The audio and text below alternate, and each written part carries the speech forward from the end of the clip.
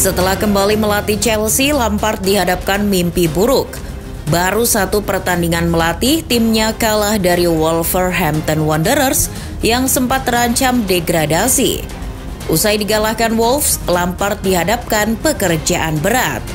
Tengah pekan nanti, timnya harus berjumpa Real Madrid di perempat final Liga Champions.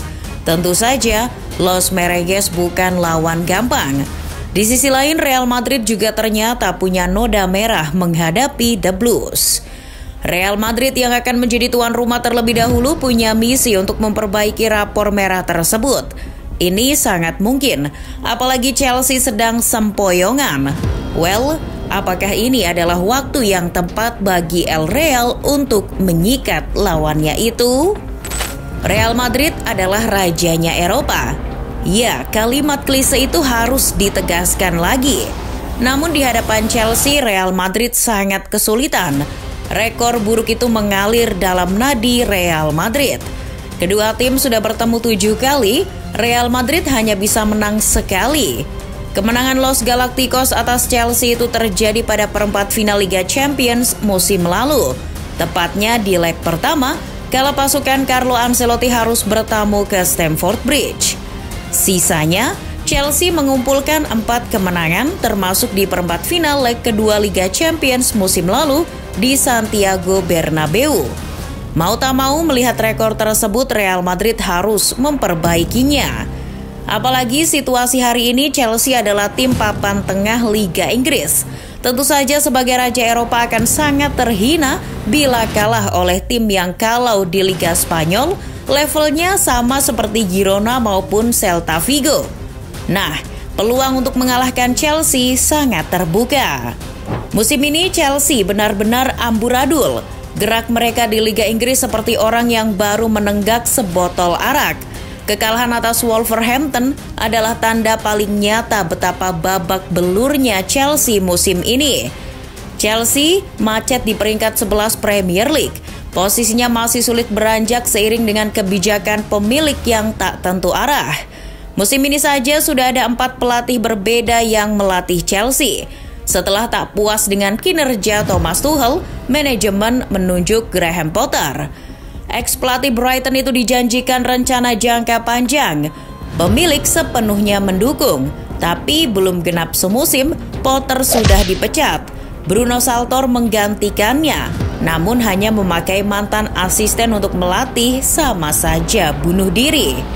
Maka ditunjuklah pelatih interim Frank Lampard. Tapi di pertandingan pertamanya, Lampard gagal.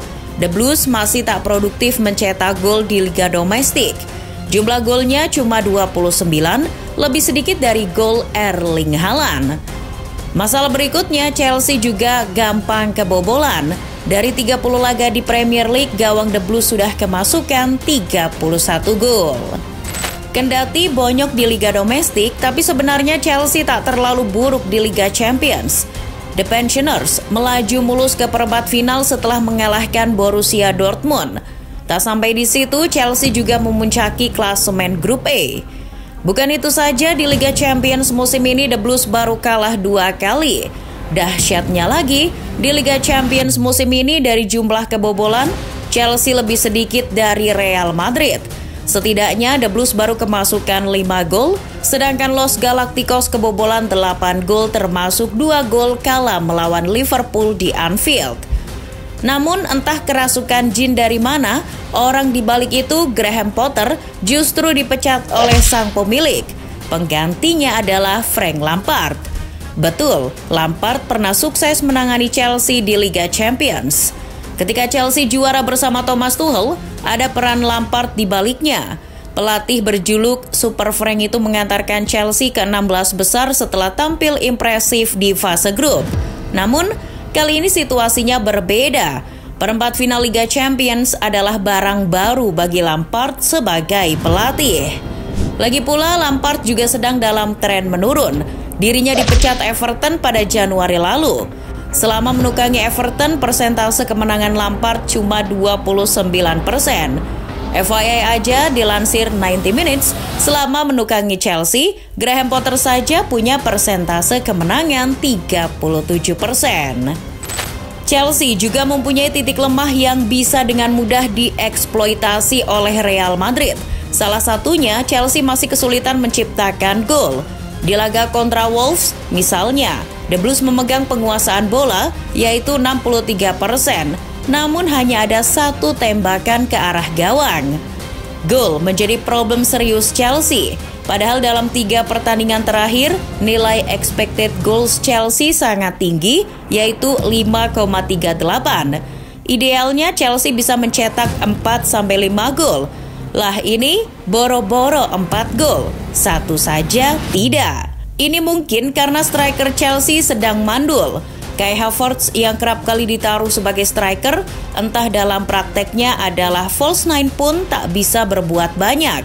Musim ini di Premier League, Havertz sudah menciptakan 27 tembakan ke arah gawang, tapi cuma 7 gol saja yang dihasilkan. Pada laga kontra Wolves, penampilan Chelsea di tangan Lampard kurang responsif. Di sisi lain, Julen Lopetegui memerintahkan pemainnya untuk bermain agresif. Agresivitas permainan Wolves itu tak mampu diimbangi oleh Chelsea. Persoalan inilah yang jadi lubang besar di Chelsea. Nah, sekali lagi Real Madrid akan sangat berpeluang untuk mengalahkan Chelsea yang tengah compang-camping. Namun perlu dicatat, Los Galacticos juga baru saja menelan kekalahan kontra Villarreal. Dengan kata lain, modal Real Madrid juga nggak bagus-bagus amat. Kekalahan itu menunjukkan bahwa Real Madrid toh masih bisa kalah. Namun, kekalahan atas Villarreal itu juga karena Carleto merotasi pemainnya. Dani Ceballos yang belakangan ini lemah di lini tengah saja diturunkan. Don Carlo memang sengaja menyimpan pemain krusialnya di laga kontra Villarreal itu. Nah, di laga kontra Chelsea nanti, Ancelotti akan menurunkan skuad yang menghajar Barcelona 4-0. Itu artinya Chelsea mesti menghadapi tim terbaik di Bernabeu nanti. Well, 11 yang menggasak Barcelona 4-0 itu adalah susunan terbaik. Benzema, Rodrigo dan Vinicius Junior akan menjadi perpaduan berbahaya di lini serang. Seperti melawan Barcelona, kombinasi 3 pemain itu sangat cair di lini depan. Lalu di tengah, kolaborasi Luka Modric, Toni Kroos dan Valverde bakal mengancam Chelsea. Apalagi Modric yang dianugerahi kreativitas. Real Madrid juga masih punya Eduardo Camavinga yang pada laga kontra Barcelona ditaruh di posisi bek kiri. Penampilannya di posisi itu sangat solid. Susunan pemain tersebut akan diselaraskan dengan taktik Ancelotti. Carleto kadang bermain rigid, tapi sesekali fleksibel dan adaptif. Satu lagi, Real Madrid adalah tim momentum. Ketika ada momentumnya, Real Madrid akan memukul dengan serangan balik yang sulit diputus. Serangan balik Real Madrid akan membahayakan Chelsea. Musim lalu, lewat serangan balik, harapan Chelsea untuk melenggang ke semifinal pupus di tangan Los Blancos. Chelsea juga sedang dihadapkan situasi sulit. Bek tangguh Thiago Silva diragukan tampil. Wesley Fofana jelas bukan orang yang tepat untuk menggantikan posisinya. Chelsea juga kehilangan Mason Mount, pemain yang diandalkan Frank Lampard. Meski ada Enzo Fernandez yang juga punya kreativitas dalam membantu serangan. Well, dari segala sisi beban berat berada di pundak Lampard. Dia juga kabarnya tak mau sesumbar dengan rekor melawan Real Madrid. Kendati begitu, peluang Chelsea tetap ada. Mantan legenda Arsenal, Paul Merson yakin Chelsea masih bisa mengalahkan Real Madrid. Mereka punya pemain yang bagus. Merson benar, Chelsea dipenuhi pemain bagus dan mahal. Enzo Fernandez, Mikhailo Mudryk, Raheem Sterling, Joao Felix, Marc Cucurella, dan masih banyak lagi.